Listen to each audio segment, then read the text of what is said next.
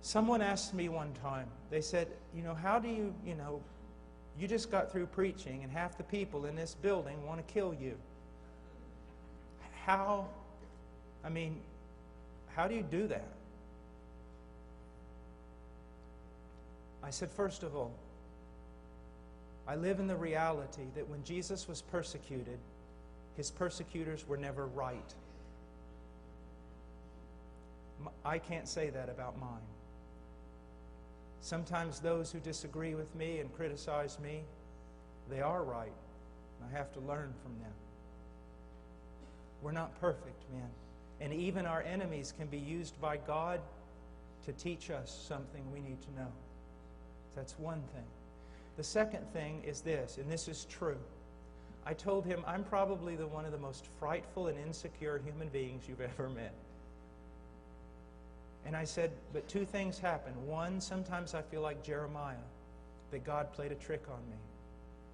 I know I've got to preach, and I know I've got to say something that's going to make a lot of people mad, and I'm terrified. I'm so nauseous when I'm in the back, I don't even know what to do. But when I turn around and look at them, it's like God just infused my backbone with steel, and I'm afraid of nothing. And then when I finish the sermon, all the steel is gone, and I'm afraid again. And I walk down from the pulpit terrified at what I've just done. But here's something I learned a long time ago. Let's say I'm the biggest coward in this room, okay? And you bring up a 90-pound weakling up on the platform and you say, Paul, fight him. And I go, no way, I'm scared. My knees are knocking, I won't fight him. But there's a way that you can get me to fight him. You bring a 7-foot-tall, 600-pound man of solid muscle who's a mixed martial artist, and you say, Paul, you either fight the 90-pound weakling or you fight this guy. I'm going to jump on that 90-pound weakling like a rat on a Cheeto. I'm going to fight him. Well, you're that 90-pound weakling.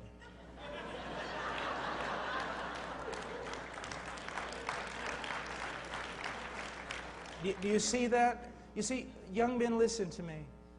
Do you think courage means that you've got this John Wayne-ness about you? That would be in the flesh. I know a man, I can't even tell you where he works. He is a highly honored scholar in the Middle East. One of the most brilliant men I know. He is called upon to do things so dangerous. And yet, even to do the simplest tasks, he gets so afraid he almost throws up. God always uses mice.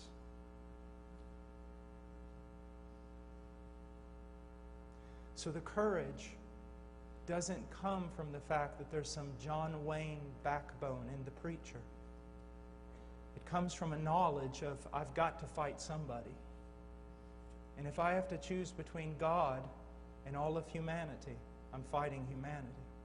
Because if all of humanity and all the demons of hell and everything that ever was and is and will be amass themselves together in a great army to come against the throne of Christ, it would be like a tiny gnat beating its head against a world of granite. So if you have to fight someone, you don't want to fight him. And this was the thing that Paul knew. He had a healthy fear.